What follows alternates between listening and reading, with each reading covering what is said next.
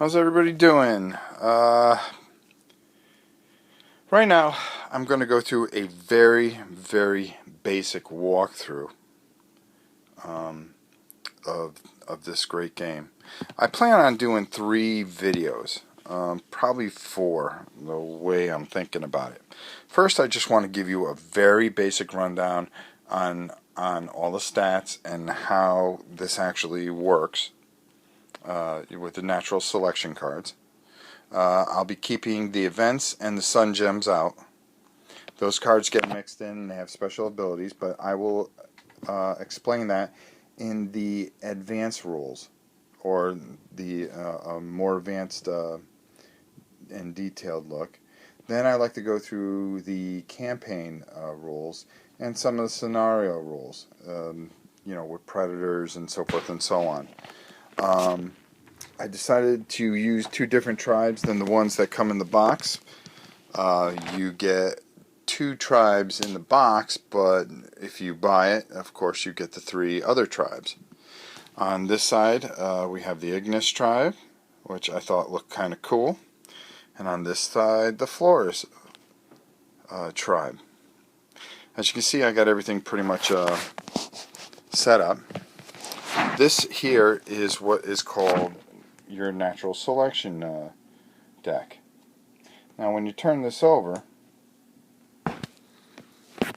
this is how many of your tribe you can activate. This is for attacking the spear, and this is your defensive number, which is the shield. Underneath there's some text that you can use this card, but we're not going to play with any of the abilities. We are going to be very basic, and in the next video we'll go into that. I'm actually going to put that on the bottom. You start off with your 5 tribesmen, and you draw 7 cards. You decide who goes first, which by myself I'll just decide whoever. And right here are soul gems. Sun gems, excuse me. These are the main objectives, and these are what the tribes are constantly fighting over. So let's take a look at the card, and we're just going with a very basic card. We're not going to use any of the abilities. The nice thing about these cards, okay, you start off with 5 tribal tokens, and then the chief has special abilities that he can do with those tokens. So you can add cards and do a lot of different things. We'll get into that next. We'll get into standing up and some of the other things. But right now, all we want to concentrate on is move, attack, and how we go about doing those things, and the things that hamper our movement. There's a combat table on these cards. These cards are so detailed and give you everything that you need, and just, I'll tell you, I can't speak more highly about this game. But here we have awareness 2. Now awareness comes into a certain couple different rules, but to start off, when we select a tribes member to move, he can do 2 actions because we have an awareness of 2. Speed is 6, okay. Attack is 4, which we'll explain later, and defense is 4, and you have 5 health. These are the 5 main numbers that we need to concentrate on. These numbers can vary with different tribes, and they can be adjusted. That's why we have these cards. But that, again, is something for the campaign. You can better your tribes, and this game can become very deep and very rewarding and very rich. But what we're going to do is going to run through a quick turn here. And what we're going to do is, I already drew the 7 cards, and I've got to separate it for a reason, because I am playing myself right now. So what we're going to do is just turn over 1 card. Okay. Now, what this card does, and we're going to start with the Ignis, we can activate 1 of our tribesmen. Usually the number could be anywhere from 2 to 3.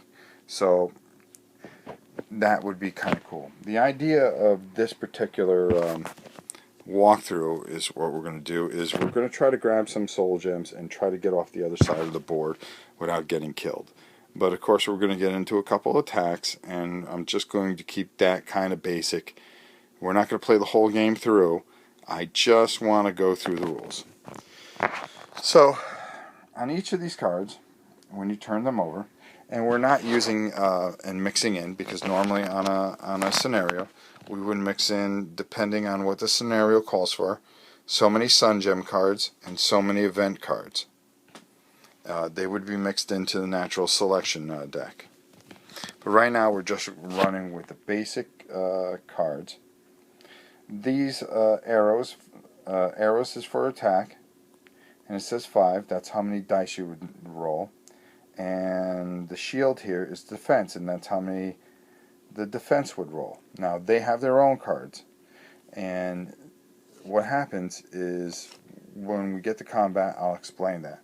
But just for right now, we turned over a card, we played the card, and we get one guy to move. Now, because we have a 2 awareness, he gets 2 actions. So I'm going to pick a guy and I'm going to move him. We have a movement speed of 6. Now if you notice over here, we have a swampy ground. Okay? When we go into the swampy ground, okay, it would cost 2. Unless you were a certain tribe that had a special ability that can walk through certain terrain. Each tribe comes with their own terrain, a couple pieces of terrain that they can use where it hampers the other side, but does not. It gives them certain advantages.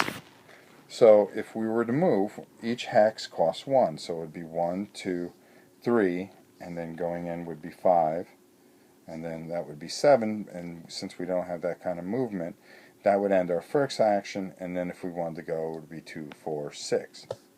But we're not going to do that. So we're going to activate this gentleman here, and if you notice down here that they're all numbered. Okay, so you can really keep track of it. And on the back, I'm just going to spin over here, so bear with me. Trying to keep this basic. But I kind of want to just throw in things so you know when we do the next videos that you have an idea what I'm talking about ahead of time. You can make copies of this. This is a campaign tracker sheet, and you can name each one of the members of your tribe and match them up with the numbers so you can identify them. And their abilities change as you go, and you get victory points, and you can buy certain abilities and really evolve your tribe. So, getting back to our little friend here, I decided that I'm going to activate this gentleman here. And he's going to go 1, 2, 3, 4, 5, 6. Okay, so that is his first action. Then, we're going to try to go grab a Sun Gem. So we're going to go 1, 2, 3, 4. Now he has 2 points left over, but the minute you grab a Soul Gem, that's it. It doesn't matter whether you have 5 more movement or 1 more movement. Your activation for that particular action is done. So that's how you move so far and pick up a Soul Gem. So now, on the other side, we are going to turn over a card. And of course, I'm horrible at the cards I picked.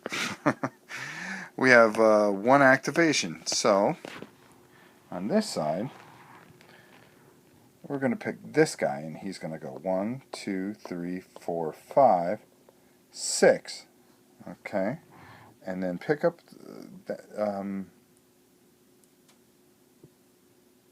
that's 1 activation. And then to pick up a Sun Gem, I don't know why I keep saying Soul Gem.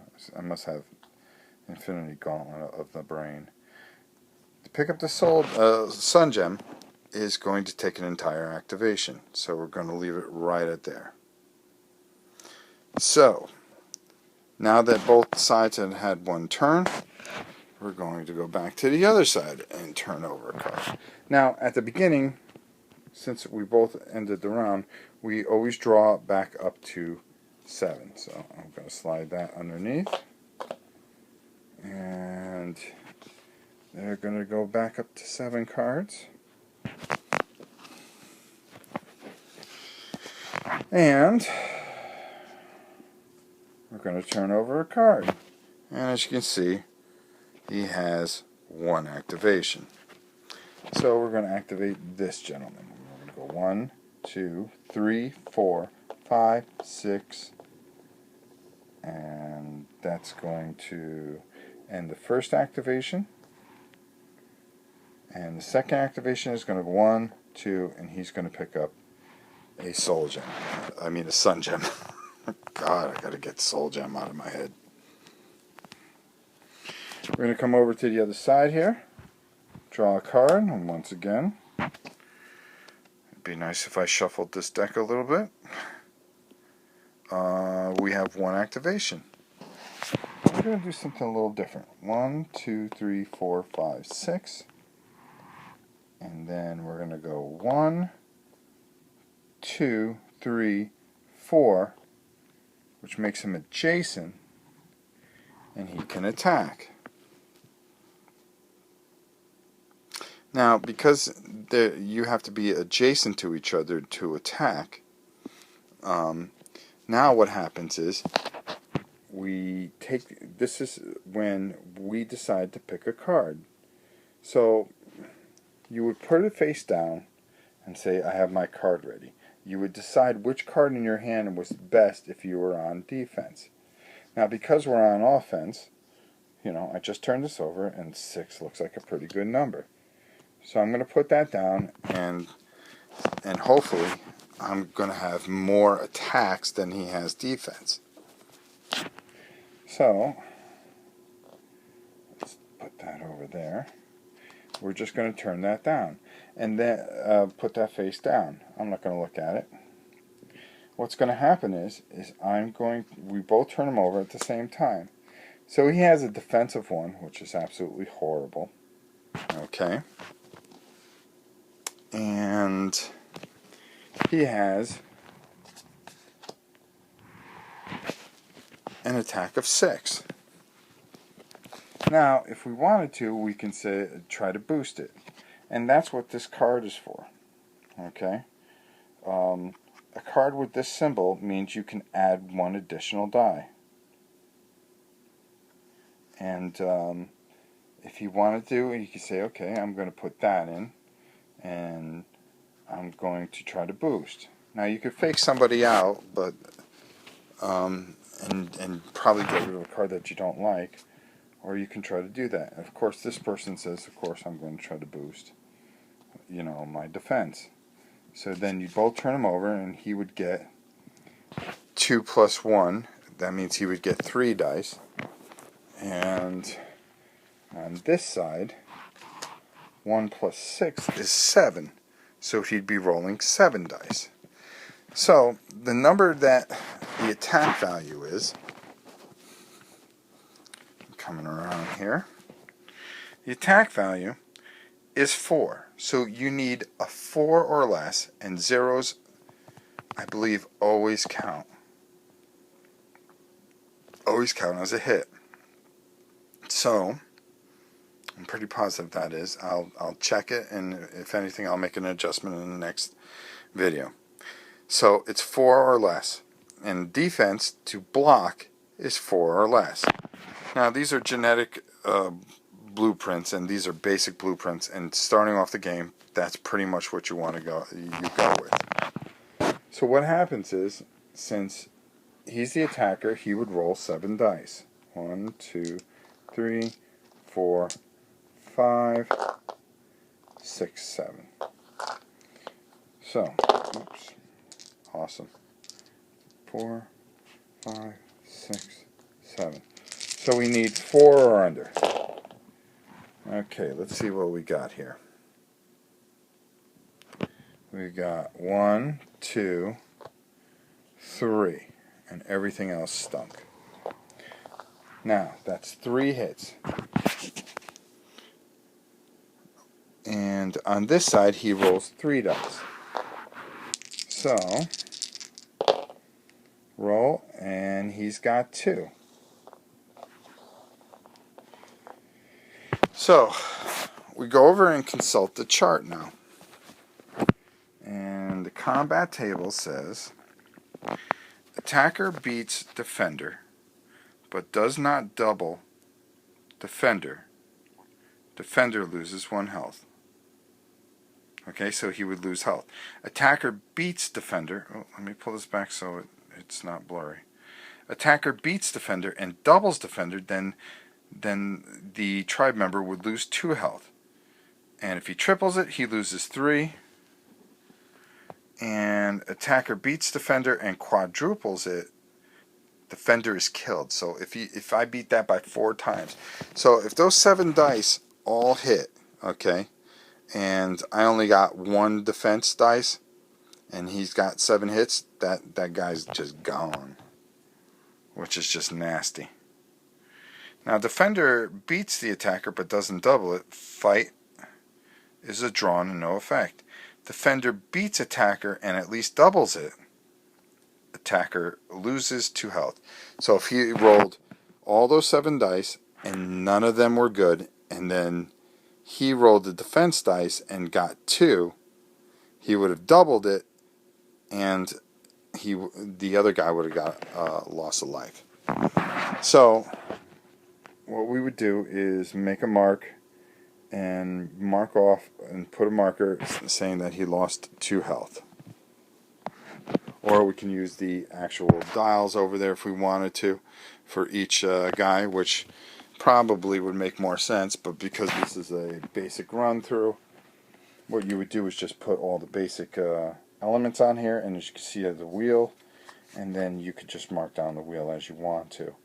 So at 5, he would have lost 1 life, and we would have known that he had 4 life left. And just look at these dials. These are just beautiful. I mean, this is just, boy, and you have one for each tribe and each member of the tribe. Just a gorgeous set. That's all I can say. So that pretty much is how movement and attacking works. So I wanted you guys to get a feel of this. This is already 17 minutes long, and I hope I didn't make it drawn out too much. And I want to keep it basic because, like I said, I've been reading the rule book for a couple hours. I think I got it down. If I missed anything, please leave it in the comments. If I screwed anything up, at least when I start messing with the other rules, we can make some adjustments in the next video. And, your help and your guidance just helps me make better videos, so please, I hope you include that, and if I messed anything up, please help, just let me know what I did. As you can see, this game has so much potential and so much beauty to it. The other thing is that because that person got hit, they would have lost that gem, that sun gem, and it would go anywhere that the attacker wanted in an adjacent square. I believe that is the correct rule. So there's a lot of little nuances that we have to cover. We have to cover when you get knocked down, when there's 2 guys in the same square. If there were 2 guys attacking here, it's not 2 different attacks. It's this guy plus an extra reroll. So if you rolled badly, you get to reroll 1 dice for every additional attacker. So if there were 2 guys in here, they would be 2 separate attacks, 1-on-1, 1-on-1. So that's a couple things that I wanted to clarify with that. Hopefully I got this pretty good. I'm going to keep reading away. I couldn't wait to get this made and give you guys some ideas and some things to mull over about. This is a game that I plan on taking to the Dice Tower Con coming up, which is a big one that's run by Tom Vassell and the guys from the Dice Tower. And really, I'm going to bring all 5 armies and try to run a nice campaign. So I really want to get the bugs out and learn the game real well, and so I can teach it really well. unlike this hideous video. Other than that, that's about it. We'll see you in the next video, and talk to you soon.